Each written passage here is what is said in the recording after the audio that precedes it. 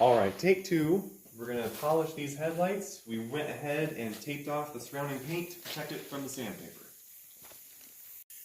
For the first round, we've got 1200 grit sandpaper. This is the wet stuff. And we're going to go ahead and do an X pattern on these headlights and just try and get all of this corrosion off here. As long as you're seeing this come off of your headlamp, that means you've still got a ways to go. This is all the oxidation we need to get off the headlamp before we polish it.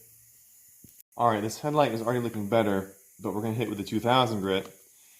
Same thing, I'm going to do an up and down motion for a pass.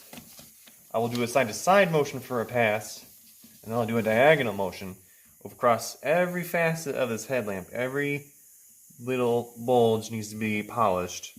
After we take care of this with the 2000 grit, we'll move on to buffing it. Alright, so now we've got this capsule dried off. It should be dull. You should have most of the scratches out, but this is a good way that you can check your work and see if there's any other areas you need to hit.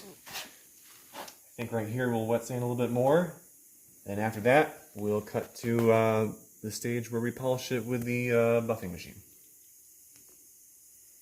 Alright, now that we've got a nice dull capsule that's been wet sanded back, we're going to hit it with the Meguiar's Ultimate Compound. It'll cut out the rest of our oxidation and do the majority of the shining. And then to get rid of our fine scratches, we'll use the polish before we put wax on the capsule.